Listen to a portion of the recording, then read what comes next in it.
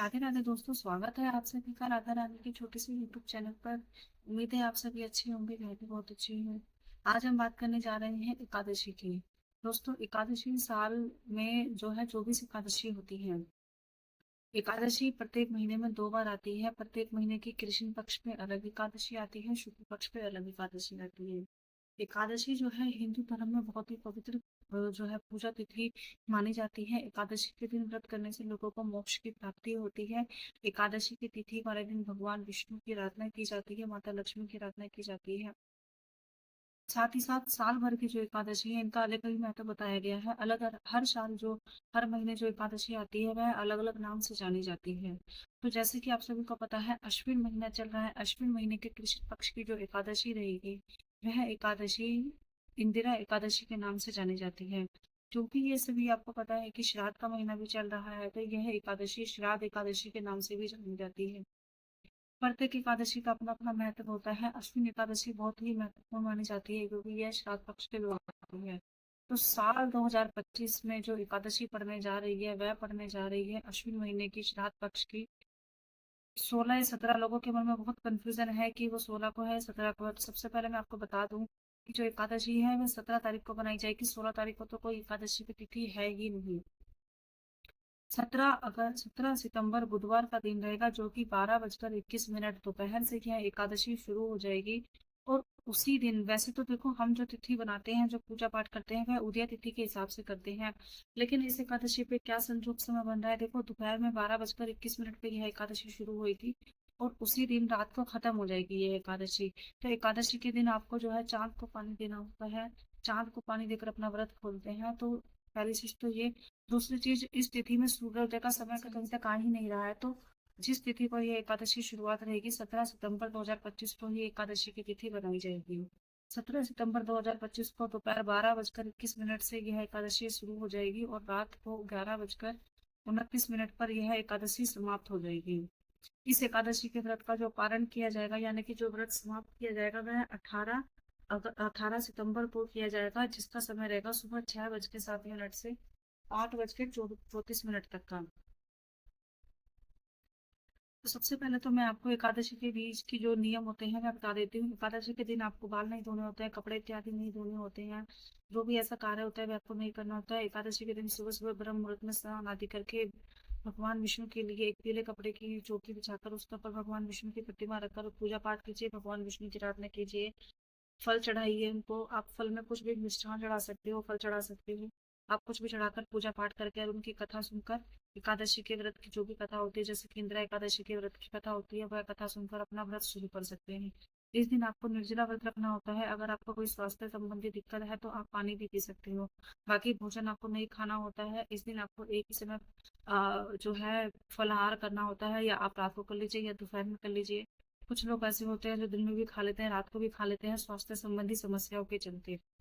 तो वैसे आपको करना क्या है, जैसे रात को आप अन्न ना खाकर फल आदि खाकर आप सो जा सकते हैं। अगले दिन, जैसा कि मैंने आपको बताया, 18 अगस्त को सुबह 6:07 से लेकर 8:34 तक आपको पालन करना होता है। तो पालन करने में फिर से आपको वही नियम अपनाना होता है। जैसे कि आप सुबह नहा धो स्नान आदि करके भगवान विष्णु की आराधना करो। और एकादशी के दिन का जो भी दान का सामान आपने निकाला होता है, वह आप किसी ब्राह्मण को दान देकर, किसी ब्राह्मण को, गरीब को भोजन कराकर फिर आप अन्न ग्रहण कर सकते हो। उसके बाद आप अपना व्रत खोल सकते हो। तो दोस्तों, ये तो थी व्रत के नियम जो कि एकादशी के व्रत में होने चाहिए। अब मैं आपको बताती हूँ कि जो अश्विन महीने के कृष्ण पक्ष की श्राद्ध एकादशी रहती है, इसका क्या महत्व होता है। सबसे पहले तो प्रत्येक एकादशी का एक अपना ये महत्व होता है कि प्रत्येक एकादशी हमें सुख समृद्धि की बोध कराती है, साथ ही साथ मोक्ष की प्राप्ति कराती है। लेकिन श्राद्ध एकादशी में जो भी हम पूजा पाठ करते हैं, भगवान विष्णु की व्रत करते हैं, उपवास करते हैं, आराधना करते हैं, तो यह हमारे सभी पापों का नाश नाश कर देती है। साथ ही साथ हमें भी मोक्ष की प्राप्ति कराती है, और जो भी हमारे पितृ होते हैं उनको भी मोक्ष की प्राप्ति कराती है। इंसान को जीवन यापन करने के लिए जिस भी प्रकार के सुख समृद्धि की आवश्यकता होती है, यह एकादशी हमें वो प्राप्त कराती है। शांति इस व्रत एकादशी के व्रत से जो भी घर परिवार में एक वैवाहिक जीवन में सुख शांति उत्पन्न होती है। जो भी एकादशी का व्रत करता है, चाहे वह श्राद्ध की एकादशी हो, मतलब साल की 24 एकादशी आती हैं।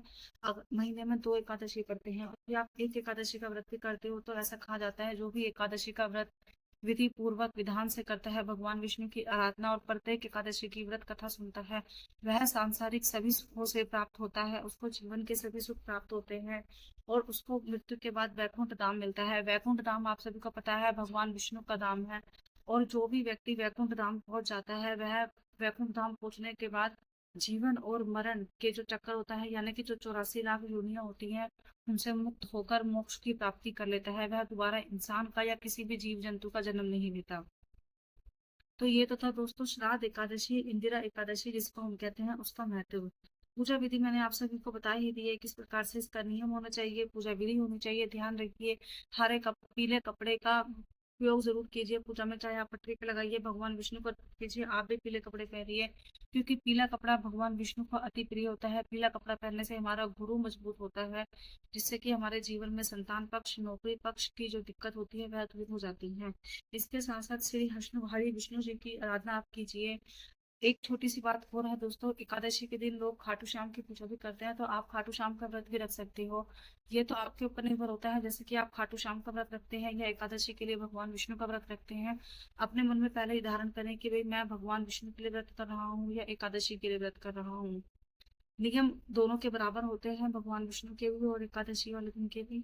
साथ ही साथ आपको करना क्या होता है, एकादशी के दिन आप सभी को चावल नहीं खाने होते हैं, लेकिन यह शास्त्र और नियम कहते हैं कि एकादशी का व्रत करने के बाद जो भी व्यक्ति द्वादशी को अपने व्रत का पालन करता है, यानी कि अन्न कहता है, तो सबसे पहले उसके अन्न के रूप में उसके मुंह में चावल का दाना ही जाना चाहिए।